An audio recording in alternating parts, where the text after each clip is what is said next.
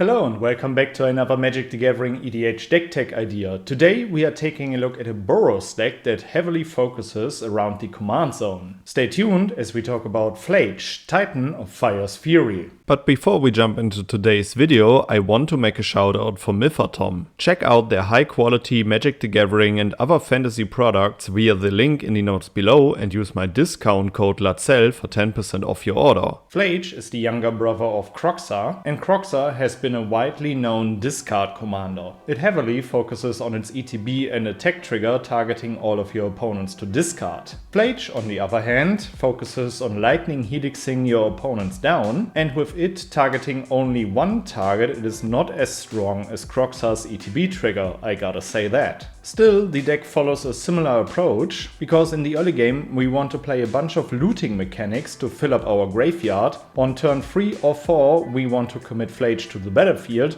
helix something down, in the best case also flicker it for another lightning helix, and on our follow-up turn we want to escape it from our graveyard. As I have just said, we want to loot in the early game. This is why we play cards like Demand Answers. A bunch of these looting spells have different kind of abilities or additional costs to cast them. The advantage of Demand Answers is that if you draw it in the late game, you can sacrifice one of your mana rocks into it to not lose out on a card in your hand that you definitely want to play. That flexibility has a high payoff. We continue with Thrill of Possibility, the old school instant speed looting spell, which requires you to discard a card, but this is also something that we want to do because we need cards in our graveyard to escape Phlage. A sorcery speed version is Grab the Prize.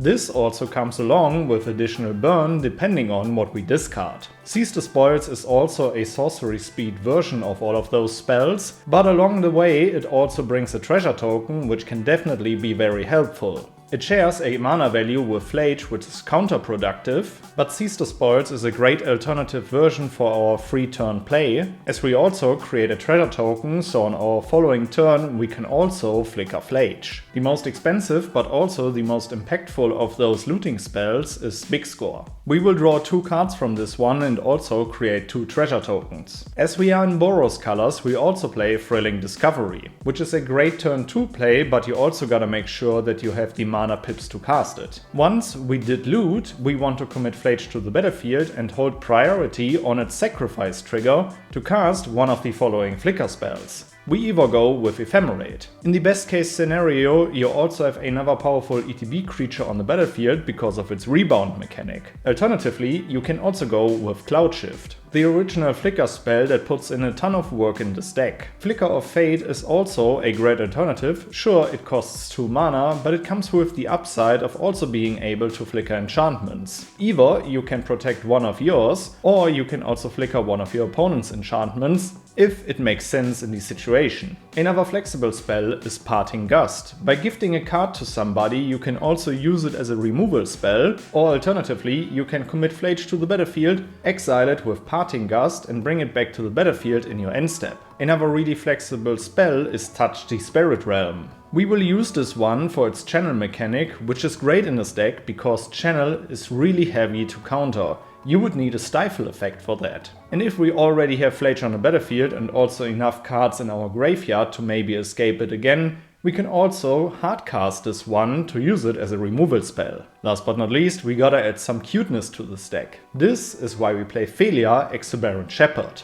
As I have said earlier, there are also a bunch of other powerful ETB trigger creatures in this deck, simply because of our very heavy flicker theme. Phelia hardly has a synergy with Phlage, but with a bunch of other creatures in this list. Once Phlage has hit our graveyard, we want to escape it. But what do we do if we don't have enough cards in our graveyard? Well, we will feed our graveyard with even more cards and bring Phlage back along the way. This is why we play a few of the following reanimation spells. We go with Call a Surprise Witness. We also play Helping Hand. Recommission is also a great spell that you want to play in this list. With Serene's Reclamation, you are also able to get another card back from your graveyard if you flashback it.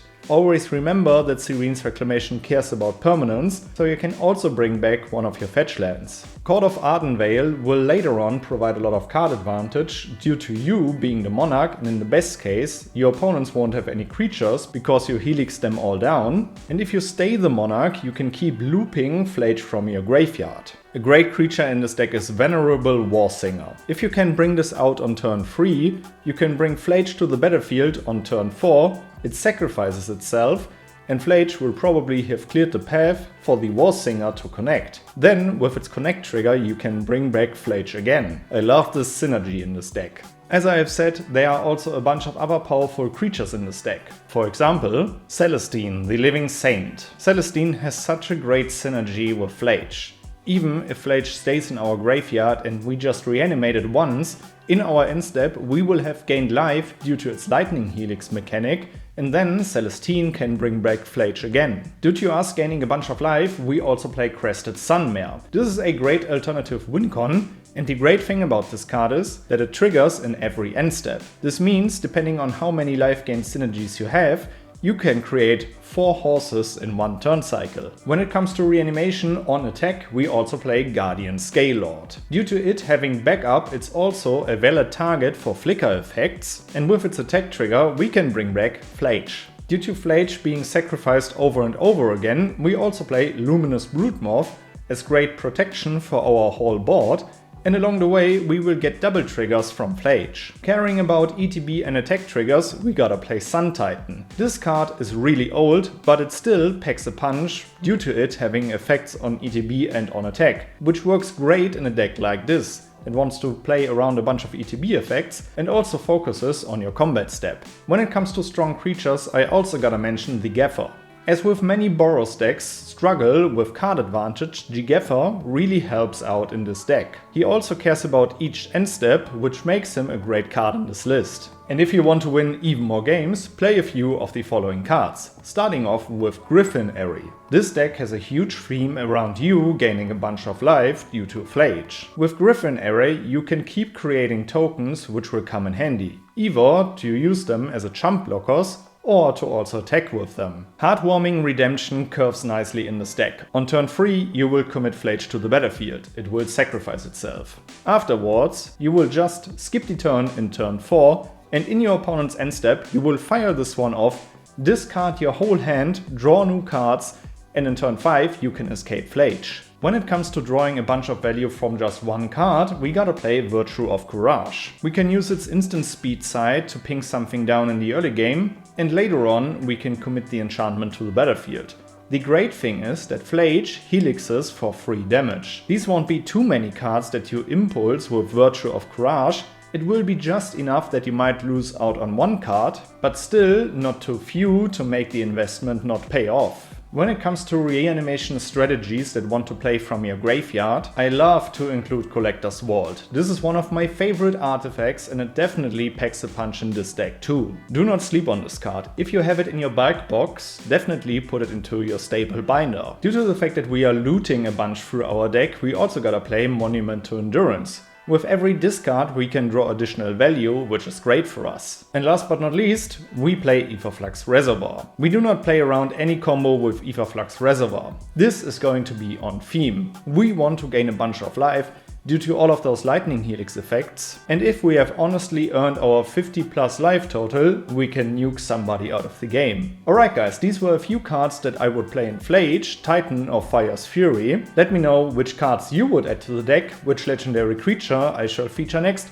Make sure to check out my full deck list in the notes below, and then I would say, see you in the next one. Goodbye guys.